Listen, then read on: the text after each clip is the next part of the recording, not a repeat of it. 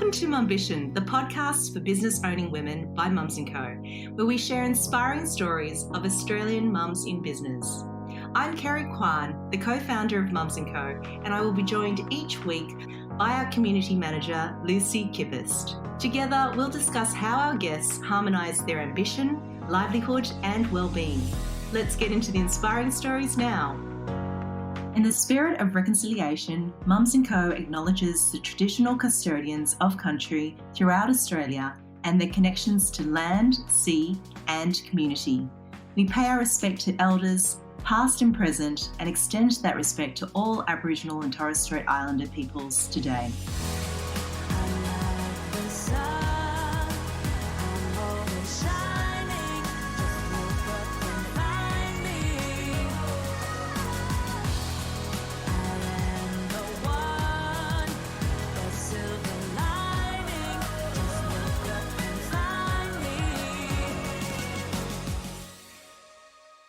Is there any better feeling than getting your hands on a book that you just can't put down? The sort of book where no matter what else is going on, you're just firing through the pages. Well, I've had that exact experience recently reading today's guest, Rebekah Campbell's book, 138 Dates. Follows the story of Rebekah, an ambitious entrepreneur's quest for a partner and a family before she reached the age of 40. And not only is it a searingly honest and vulnerable account of what it's like to date in the current age, and we might get to ghosting later, it also documents Rebekah's extraordinary success as an entrepreneurial woman. Rebekah Campbell is an author, a business owner, wife and mother. You may have ordered a coffee from her first company, Hey You, and completed training by her second, Zambesi, which offers business training by high-growth companies and leaders. Spoiler alert, thanks to a very successful 138th date, Rebekah is married with 2 children. Rebekah personifies what we talk about in harmonising ambition, livelihood and well-being, creatively looking for ways to make each aspect of our lives that little bit easier, more integrated and towards achieving our dreams. Hey, Rebekah, welcome to Mumbition. Thank you. I'm totally cringing as I'm hearing that introduction because I don't feel like that person. But anyway, thank you very much for your generous introduction. Now, look, I know, and that is the premise, isn't it? I think sometimes we are something else to everyone, and your book reveals a very different side of and a combining of those two. A few aspects of your life. So before we dive into that, our first question is always to business owning women, what do you do? We think that women should embrace every opportunity they have to make introductions and to connect. So please, can you tell us a little about yourself? Myself. So I started as an entrepreneur and I started a business initially as a band manager after leaving university. I found a few bands called Evermore and Matt Corby and a bunch of others. Then I hit 30 and thought, I can't go to gigs for the rest of my life. I should get into this tech thing. So I started an app, which was originally around recommending cafes and restaurants. That became Hey You, which is the coffee app. And then I decided to write a book. I always wrote a blog, and then that blog became a column. And so I started working on a business book with a publisher kind of around the column. And at that time, I had a young baby and a fairly new partner. And I was just so incredibly happy with just particularly being a mum and a partner that I really wanted to that was the story that I wanted to share. I wasn't feeling massively inspired by the business book. And I thought there's a lot of business books already out there. So I thought maybe if I could tell the story of finding love, that, and everything that I learned through that process, that would be more helpful to people and potentially a more fun, story to read as well. So I started writing that book. So at the moment, I am not an entrepreneur, I'm an author, I guess, promoting that book and thinking about what I'm going to do next. Such an exciting journey so far. Now, what would you say that what would you love most about the work that you're doing now as an author? Sure. Well, at the moment, I'm not in the best space to answer that question because I'm kind of promoting the book and juggling consulting and doing a bunch of business things and thinking about another book. So this is the space that I don't love being in, but the space of writing the book, I really loved because I felt like I could be focused on one thing, which is something that I'm just not great at. But when I get the chance to do it, that's when I really feel like I'm in flow, and I feel like I achieve my best work.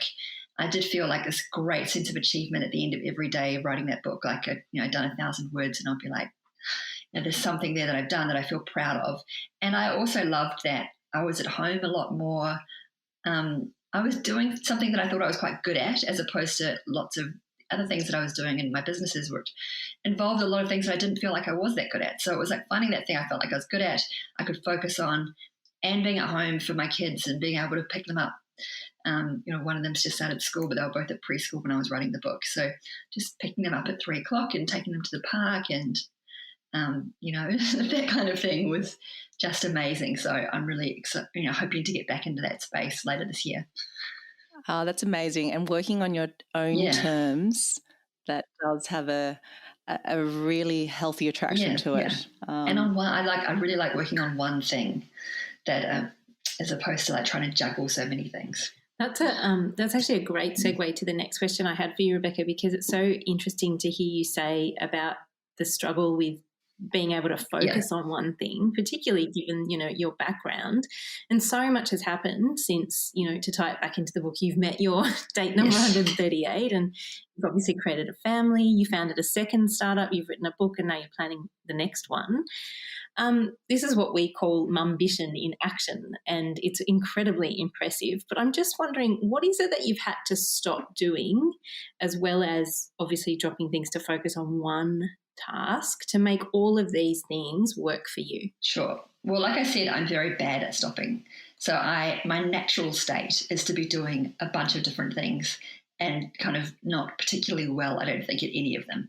But I felt pretty lucky. COVID has been an awful thing for the world and for lots of people. But, in my experience of it, I had to kind of shut down my business, which was face-to-face training and consulting. And I was at home, and so I'd wanted to write this book, and I'd been trying to write it, in the background, getting up at 4:30 in the morning, maybe getting an hour in here or there. But it gave me the opportunity as soon as the first lockdown was called, where I was at home, and I did a deal with my partner, whereas I got to work for 5 hours in the morning between 7 and 12, and he would work from 12 till for the rest of the day. So I had these 5 hours where I was able to write my book, and that just enabled me to kind of stop. So I feel like I'm always trying to get back to that place of focusing on one thing. But for me, it was the COVID lockdown that kind of enabled it all to happen. Yeah, it's interesting what, obviously there's so many downsides to COVID, but that is certainly one of the upsides. And I was hearing someone say the other day that it's teaching us to be better at all the things that we do because we've actually had to focus. So, you've got to have razor sharp focus on so many aspects of life in order to get any of it done at the moment. And I think also just on the COVID thing, I think I also was just to go slower.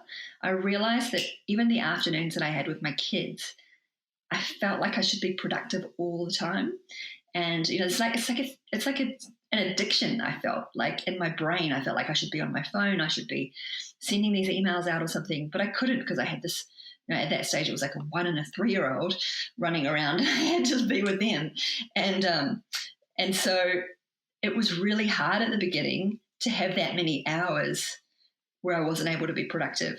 But then after a while, my brain felt like it was slowing down, and I just started to really enjoy it. And yeah, I think it is an addiction, which I certainly can thank COVID for helping me to break. Yeah, I agree with you. It is an addiction. And do you think in being able to slow down in those ways, like around your kids, I've got 2 little boys, and I started playing Lego with them in the afternoons, which does the same thing for me. But I was just wondering, do you find in that slowing down that when you are now sitting down to write, that your focus is better? Yes, I do. And I feel just generally my mental health is better. It's funny, at the time when you're slow and you're playing Lego and doing those kind of things, I find it quite frustrating, or I did find it quite frustrating. But then at the end of the day, I'd look back on my day, and they would be the moments of joy that I'd remember and go, I'm so glad that I did that.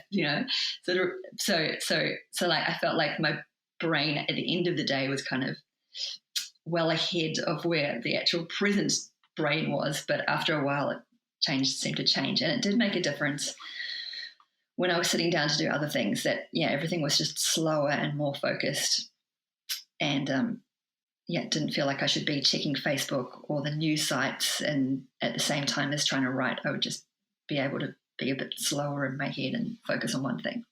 Yeah, wonderful. Such a good gift.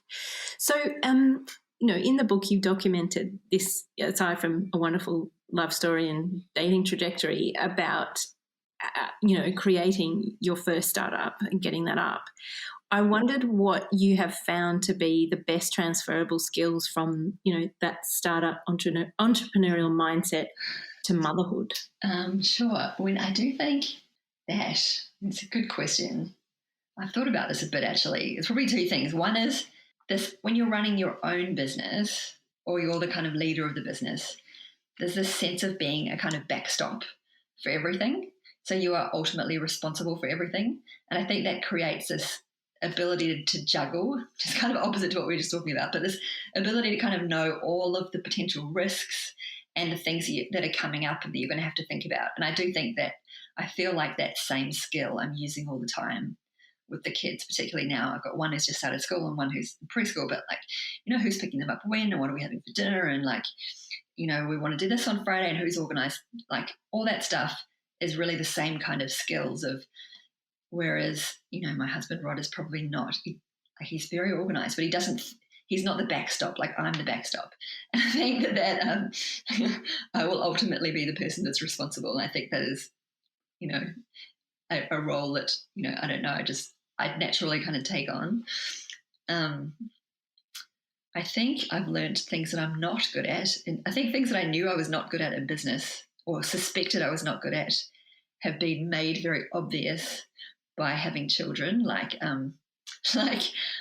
recognized that I kind of thought maybe I was a people pleaser and not great at negotiation. But now I have children, I can totally see that I am a people pleaser. I hate saying no to them. They can always talk me around, and that makes me therefore they're really naughty because they know their mum's going to give in. So I'm like, I wish I was just better at being more. So I totally have thought that is related to, the business skills that I probably was lacking, that have been made very much obvious by my children. Anyway. I love that. Thank you for sharing. It's almost like they can sense mum kindness, aka weakness. Yes.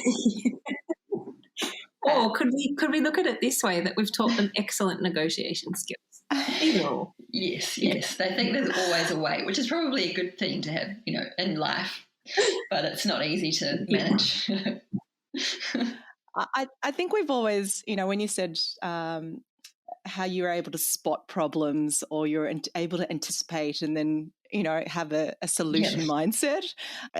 Safety is always front of mind. I think as a mum, you never stop having that radar of where are the dangers, and how can I prevent them or fix them? Be that comfort source. So it's a really interesting parallel to running a business too. So in entrepreneurship and in publishing, I'm sure there's some strategies that you use to protect yourself from risk. Do any of those come to mind for you? Protect myself from risk.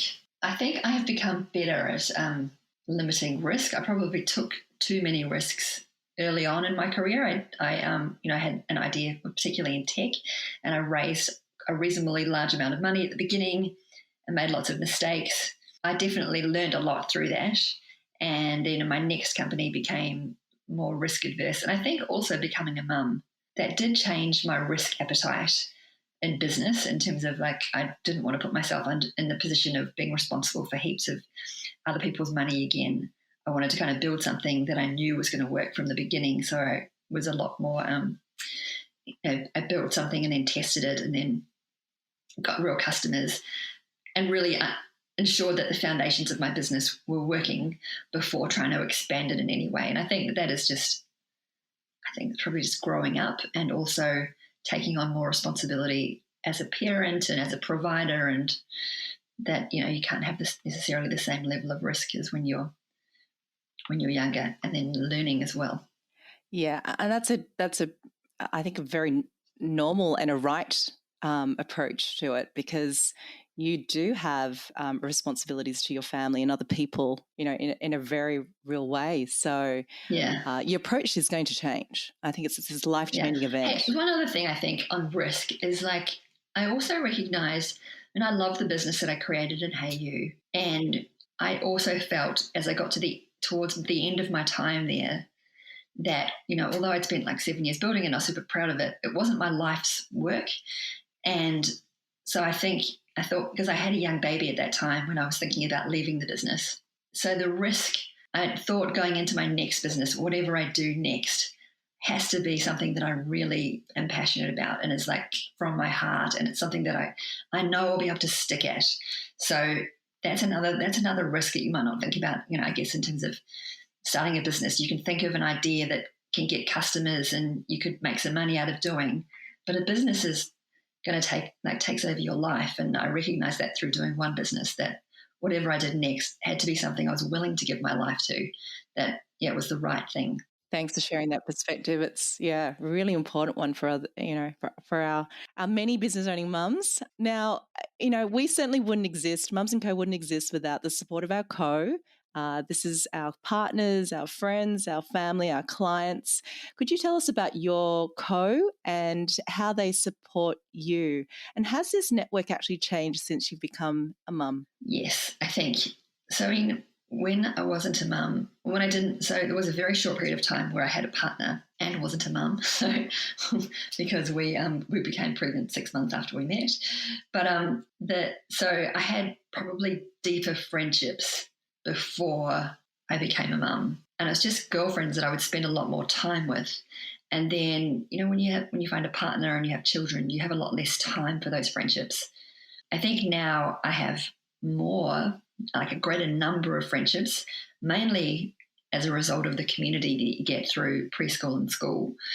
But they're probably not as deep friendships because whenever you're with them, you've got kids running around. And it's just, I found that I've actually felt recently a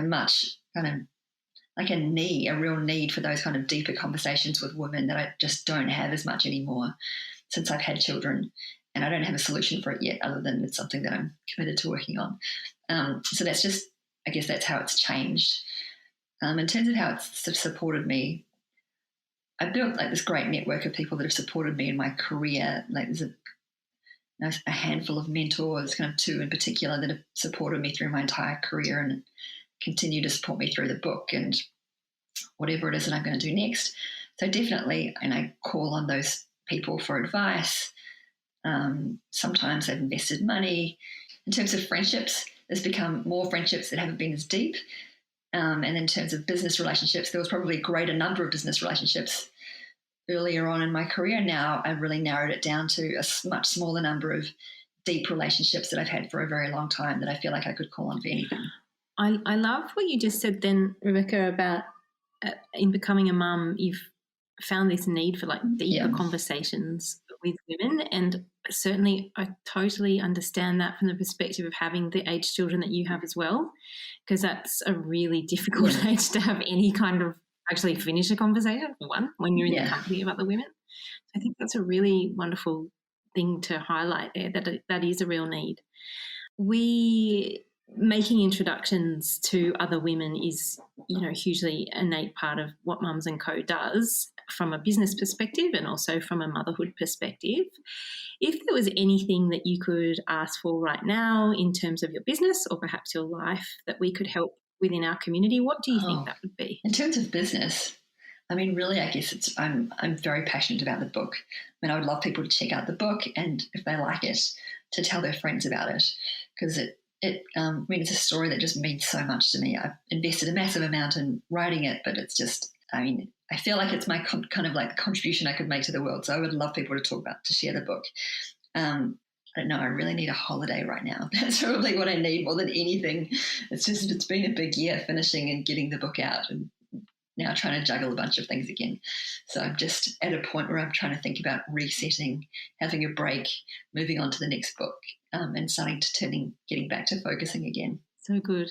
And I can put my hand up and say very proudly that I have read your book and I absolutely loved it. And as someone who is dating in the dating world, it resonated so much. And I really do think you have done the world a favour with it, because the way you write is so generous. You're giving us a really intimate portrait of you and your life and what it is really like to date. Thank you. So that's the story you're weaving through your book, and certainly in parts of, your Instagram feed, you're showing lovely photos of your beautiful family. But what's one thing about you, Rebekah, that we don't know about yet you'd be willing to share with us? I feel like I'm a super open book. I mean, you got the book.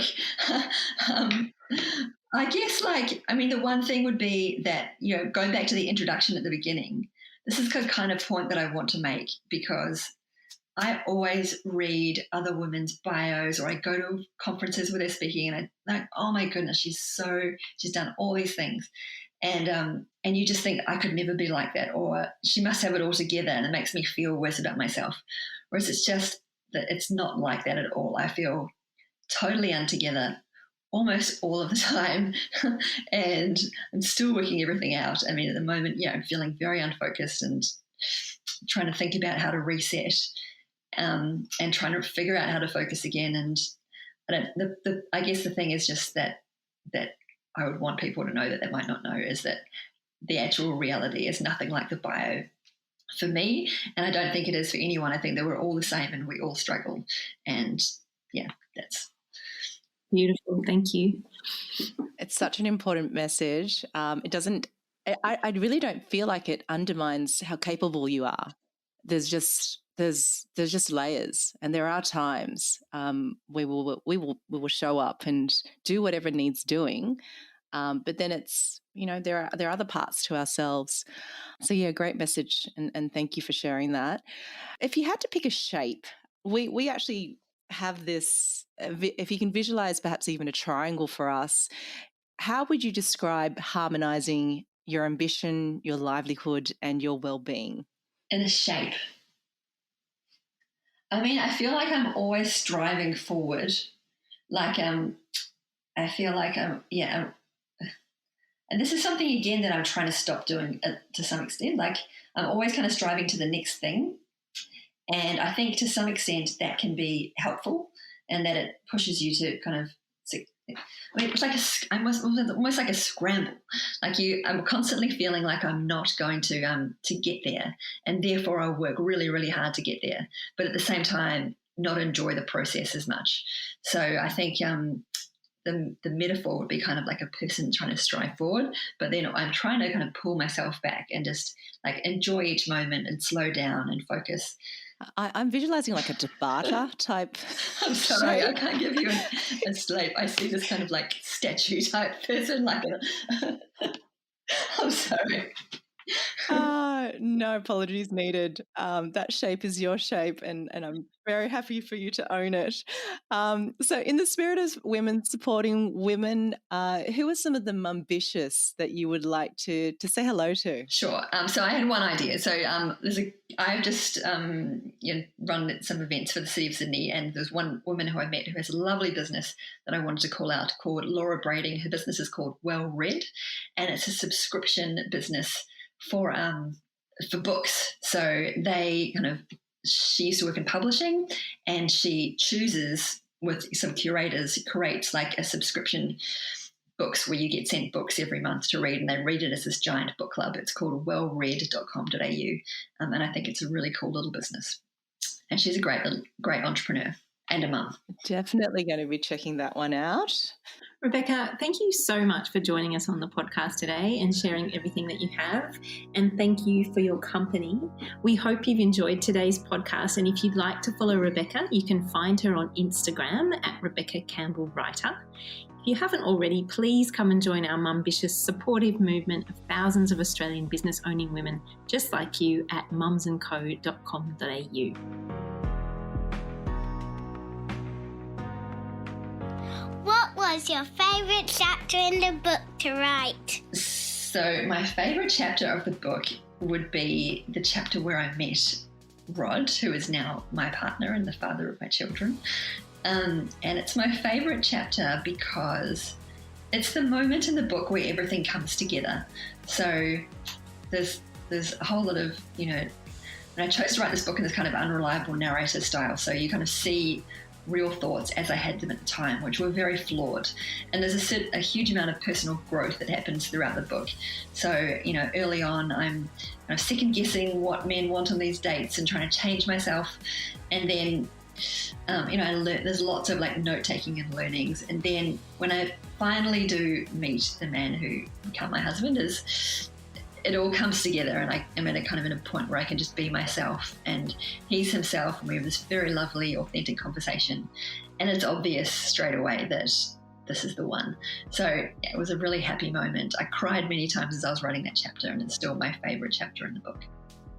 Oh, thank you. It is such a beautiful chapter. It is so beautiful. I loved everything about your book, and I really can't wait to read your next one. Oh, thank you so much. We hope you enjoyed this episode of Mumbition by Mums & Co. Head over to the show notes for a full transcript of the interview and any links we have referred to. Mums & Co is Australia's most caring business network for women. Join us today for just $30 at mumsandco.com.au. This podcast was produced and edited by Morgan Sebastian Brown of Brown Tree Productions and hosted by Kerry Kwan, co-founder of Mums & Co, and community manager Lucy Kippist. We love hearing your feedback, so if you haven't already, please share, rate and review this podcast, and we can reach more business owning mothers just like you.